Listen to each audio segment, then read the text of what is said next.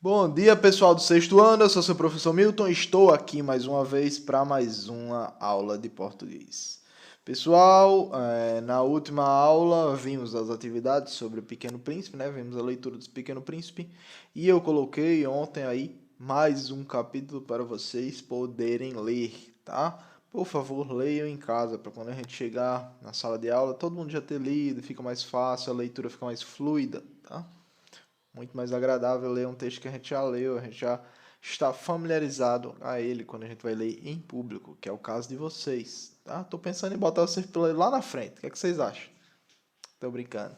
É o suficiente vocês lerem na cadeira de vocês, mas leiam em casa. Não leiam só o que eu trago para vocês. Leiam quadrinho, leiam fanfic, leiam livros, leiam contos, leiam poemas, leiam, tá? Essa eu estou trazendo o Pequeno Príncipe para vocês, exatamente para mostrar a vocês que a leitura é algo divertido, é algo prazeroso, tá? Pode trazer momentos bons e a gente tá tendo essa leitura em conjunto e estamos podendo ver a história do Pequeno Príncipe se concretizar juntos, né? Todo mundo vendo ela andar, ela dar cada passo, como ela está sendo construída, né? A gente vai analisando ela dessa forma, tá? Na última aula de assunto do livro mesmo, a gente viu sobre denotação e conotação. Vocês lembram? A gente vimos que a denotação é quando a gente quer passar uma linguagem figurada, ou seja, se eu digo é época de vacas magras, então eu estou usando uma linguagem figurada. Mas se eu digo as vacas nesse mês estão magras, eu estou utilizando uma linguagem conotativa, tá? A denotativa é a linguagem figurada, a primeira, né? Época de vacas magras e as vacas desse mês estão magras são uma linguagem conotativa, tá? Uma linguagem literal, que é chamada linguagem literal, tá? A gente vai ver mais a fundo agora sobre a linguagem figurada, que é a conotativa, tá? A gente vai ver ela. E aonde a gente vai ver ela? Abram o livro aí de vocês na página 103. Página 103, todo mundo abriu? Tá? Então, como a gente viu no outro capítulo, como a gente viu no outro assunto, a linguagem figurada é quando a gente quer passar alguma mensagem não literal. A gente quer passar uma mensagem para quer facilitar o entendimento daquela coisa. Quando a gente diz o braço da cadeira, não é o braço de fato da cadeira.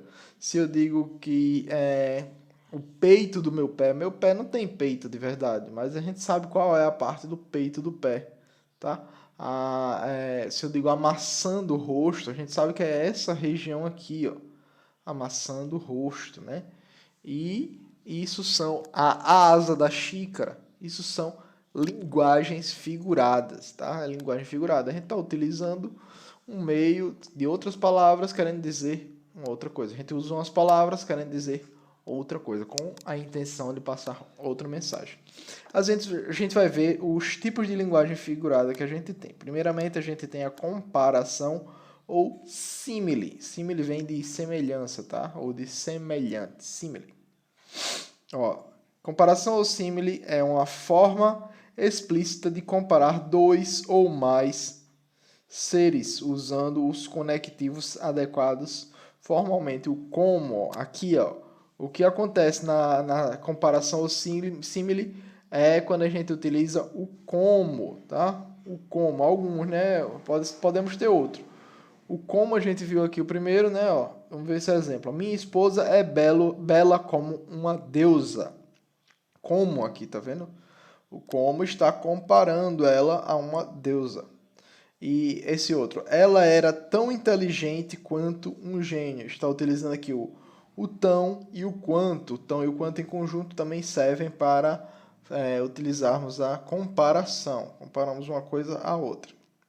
Número 2, a gente tem metáforas, tá? Metáforas ocorrem quando a gente nomeia um conceito de um dado domínio com o nome de um conceito de outro domínio. Ó, basicamente seria o seguinte, pessoal. Quando a gente fala assim, a luz da inspiração. A gente está utilizando a luz para dar uma ideia do quê? Uma ideia de ideia, né? De você teve uma inspiração. A luz é algo que guia, é algo que ilumina, tá? Então, a gente está usando uma metáfora. Ó. Engolir uma ordem. O que é engolir uma ordem? Quando eu digo para vocês, silêncio, faça um silêncio. E você faz esse silêncio sem falar nada, você engoliu minha ordem, tá? Você engoliu minha ordem de fato? Não, você engoliu minha ordem metaforicamente. Tá? É uma metáfora. Isso é uma metáfora, tá? A gente utiliza uma palavra para dar outra expressão. Para dar uma maior força ao que a gente está querendo passar. Tem torcer o nariz. Torcer o nariz o que é? É não gostar. Se eu torço o nariz para algo, eu não gostei de algo, tá? Isso são metáforas. Explosão de novidades, ó, explosões de promoções. Isso quer dizer o quê? Quer dizer que tá tendo bomba na loja? Não. Isso quer dizer que tá tendo muitas promoções, que tá vindo uma atrás da outra. Por quê? Porque explosões se desencadeiam, tá? Então, essa é a metáfora. Também vamos ver agora a próxima. A próxima é a metonímia. A metonímia é a troca de um nome por outro a partir de uma relação real, concreta, objetiva, existente entre eles. E o que isso quer dizer, pessoal? É quando a gente troca um nome por outro para tentar passar uma outra ideia. Ó, vamos lá. Primeiro exemplo que a gente tem, ó, o continente pelo conteúdo. Tá? O continente aqui contém. A panela está fervendo. Olha, percebam aqui. Quando a gente diz a panela está fervendo, quem ferve de fato é a panela? Não, quem ferve é o que está dentro da panela. Perceberam aqui? Ó, o autor pela obra. Quando eu digo eu costumo ler Machado de Assis. Eu vou lá no caixão, abro o caixão do Machado de Assis, olho o cadáver dele e fico lendo o corpo dele? Não, eu quero dizer que eu leio o autor Machado de Assis, tá? A marca pelo produto, ó. Gosto muito de tomar Danone. Quando eu digo gosto muito de tomar Danone, eu quero dizer qualquer tipo de iogurte, não somente o Danone. O instrumento pela pessoa que utiliza. Quando a gente troca o instrumento pela pessoa que utiliza. Ó. Meu tio é um bom garfo. Isso quer dizer o quê? Que meu tio come muito, tá? Que ele come bastante. A parte pelo todo. Ó. Seus olhos pediam um alimento para saciar a fome. Ó, seus olhos pediam alimento para saciar a fome.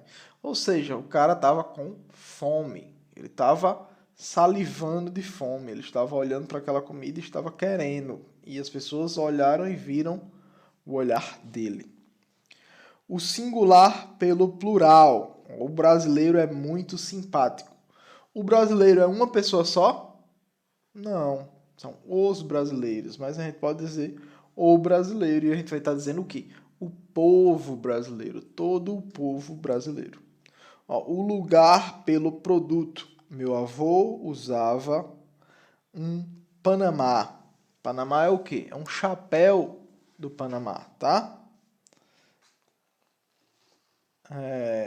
A metáfora também pode ocorrer na linguagem não verbal, como no exemplo abaixo. Observe que as árvores foram posicionadas exatamente como nossos pulmões. Estão vendo aqui?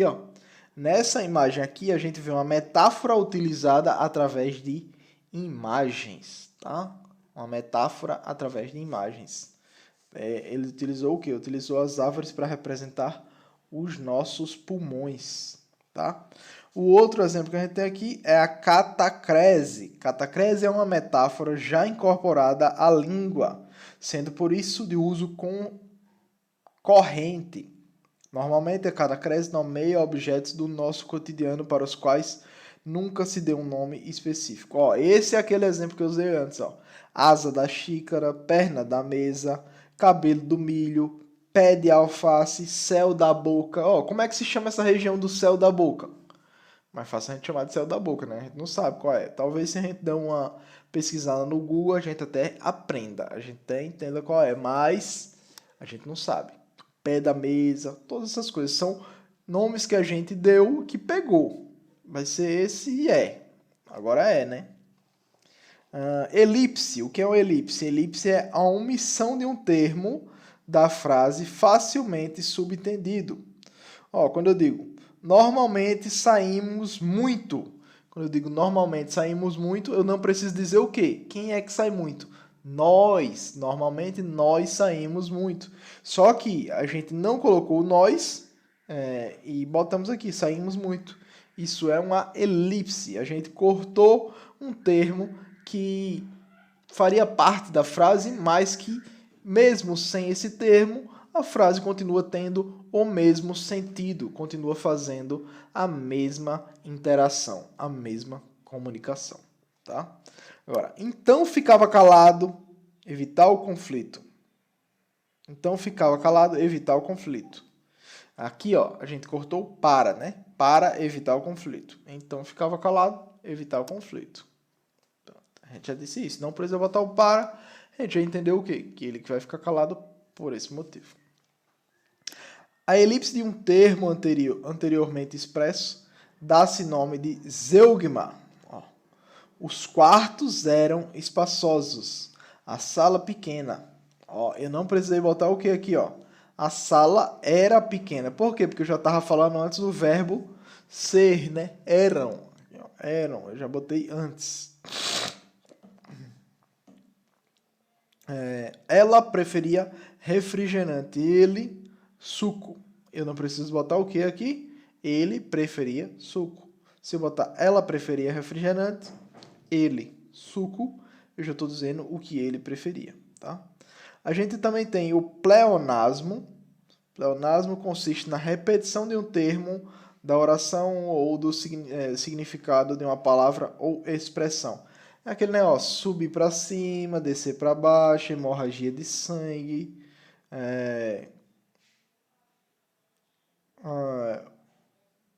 Deixa eu ver qual. Temos essas aqui, ó. Hemorragia de sangue, água molhada. Todas essas são pleonasmos. É aquela palavra que a gente coloca outro termo que vai dizer a mesma coisa. Temos o anacoluto. É o rompimento do esquema sintático da frase, do que resulta um termo sem função sintática no período. Tá?